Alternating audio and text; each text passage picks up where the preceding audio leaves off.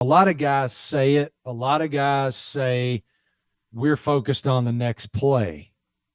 He genuinely seems to be. Hello, everyone, and welcome into TexAgs Rewind, presented by our friends at Specs in the Rollo Insurance Studio. Let's say hi to the people and see what people thought about the show. Caitlin, what was your favorite part of the program today? I'm going to go with Max Wright. Excited for this to be a weekly thing. Max Wright was really good on the program. Appreciate his time. Nick Sauvage, favorite part of the show? Had to be Marty Smith. He's just awesome every time he's on. Even though we had technical difficulties, we fought through it and still had a good segment. We had Kirk Bohls on the show from the Houston Chronicle as we look back at that awesome rivalry. And we also had Peter Burns on the program. My voice is all over the place. I know. The mics, we're working on it, but it's me. Today it's me. It's the TexAgs. Now you sound good. Thank you. You look good, buddy. Thank you. I haven't messed this rewind up yet, so we're doing good. Just did. It's a rewind. It's going to be very physical. The trenches will win it. It's going to be loud. It's going to be emotional.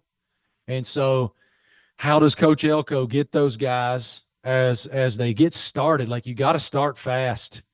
And so to have the emotional composure, to make sure that you do that, because that's hard to do when you're at home and on national television against a team that has that kind of tradition and pedigree.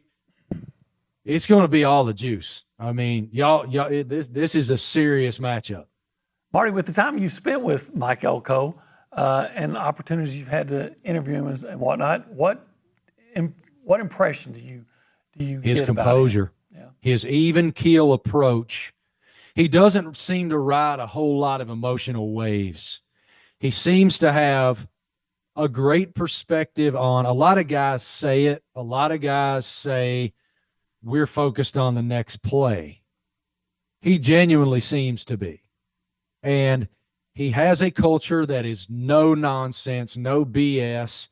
You don't see a lot of prima donna stuff. And in a NIL era where guys, where money is so prevalent and so important, if you can be someone that Kirby Smart does this better than anybody, in my opinion.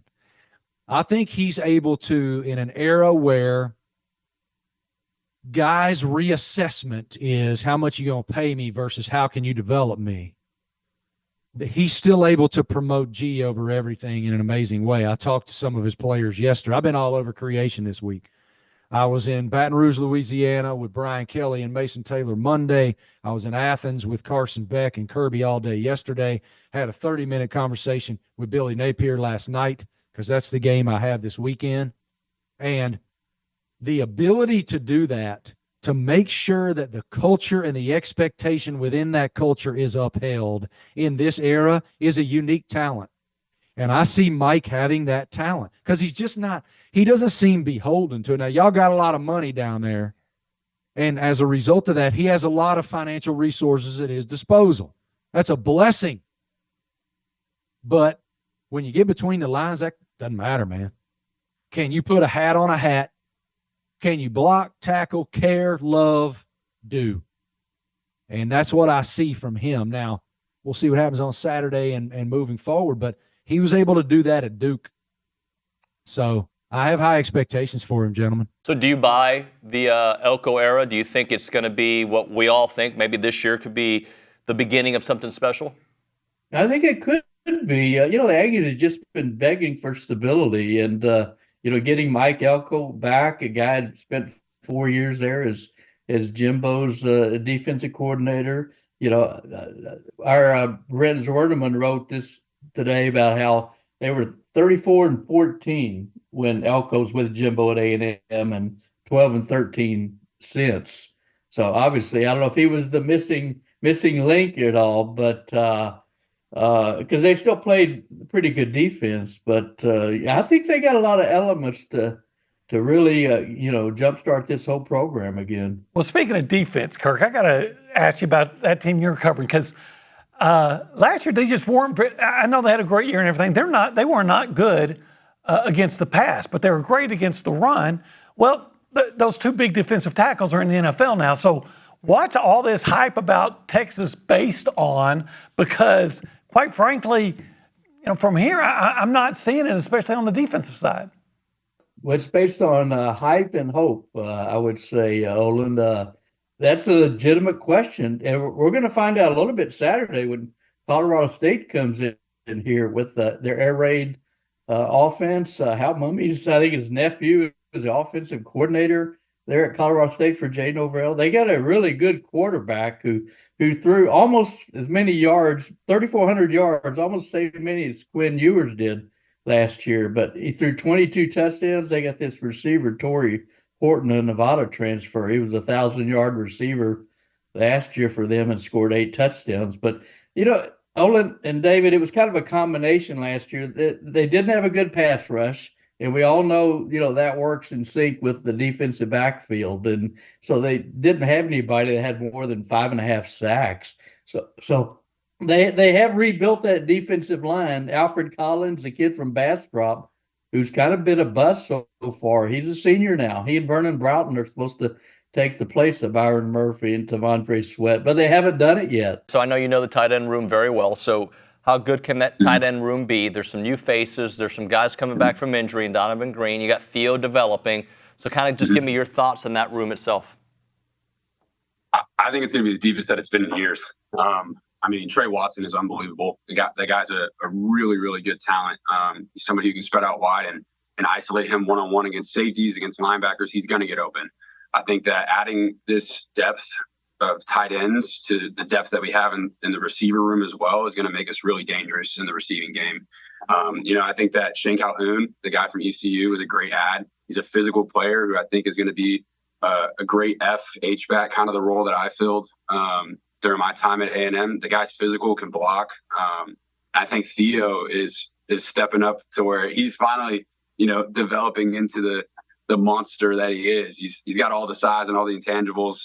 He's a great kid, man. That dude, he works so hard and has a willingness to play and put on the line for the guys around him. And then Donovan obviously coming back from his injury and stuff. If you can have a 4-group tight end rotation that genuinely has SEC experience and playing experience, and all the talent in the world to go out and be dominant, you could have a super dangerous room that could be out there with 3 tight end sets and not have to worry about any of those guys with their on-field abilities. I also love the coach that they brought in this year. The guy's a great guy. I had a chance to sit down with him and talk about his plan for the room and what he was going to do. And it seems like we're going to have a genuine tight end rotation this year that's going to get guys a lot of opportunities and going to be able to spread out kind of the love between the tight end group. So I'm excited about that room. Really excited. I think that's the one thing that I see in the new coaches that are coming in, whether it be, Elko down for you guys or even Kalen DeBoer, is that it's almost like a resetting of hey, things, there's other factors that went in.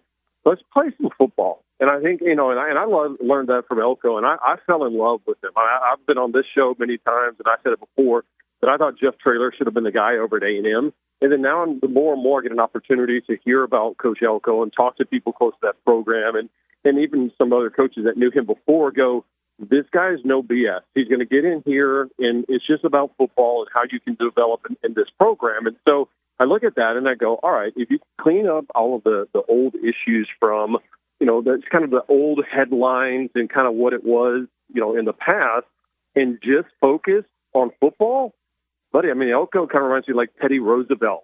What was the saying? Speak softly and carry a big stick. And I'm fired up for it. And hell yeah, I went for Connor Wegman because, on Sirius XM this morning, just simply for the fact of when you saw him play, everybody immediately said, uh-oh, A&M's got a quarterback. And then, of course, like it's happened the last 3 or 4 seasons, all of a sudden he gets injured and you're starting to scrape around again. Now, some of the issues at quarterback because of injuries were self-inflicted, right? There's a reason every year you went to a second and a third string and sometimes a 4th string quarterback. But find me a program in the SEC that can survive that when you get to 2nd, 3rd, 4th QB. Well, ask Alabama if they, had Jalen Milroe break out and you would have gone to Ty Simpson or Tyler Buckner, that wouldn't have worked out. LSU, as much as I like Garrett Nussmeier, I think that they're going to fall back a little bit not having Jaden Daniels. Very little times you have a quarterback especially playing at this conference. Like if you play in another conference, maybe you can get away with it in an ACC or a Mountain West or something along those lines. But you damn sure can't do it against a miniature NFL. So, and that's what I'm hoping for the most is a healthy season. And again, I don't know. I love what we talked about this morning is the idea of, Riley Leonard, who Elko knows a whole heck of a lot about. How cool is it for A&M to have that advantage to know who he is, what he can and cannot do at home in Kyle Field? Whew, the roof is going to be off of that place. All right, we're going to close it out. Our friend Jackson's going to reach over and tell the people what to do. All right, Jackson, tell the people. All right, people. You're going to like, comment, subscribe, and share with a friend or a family member, whoever you want to share with. Friend or a family member? I would suggest both, all right? Do it to both. Both, yes. Thank you. Awkward ending. We'll see you next time.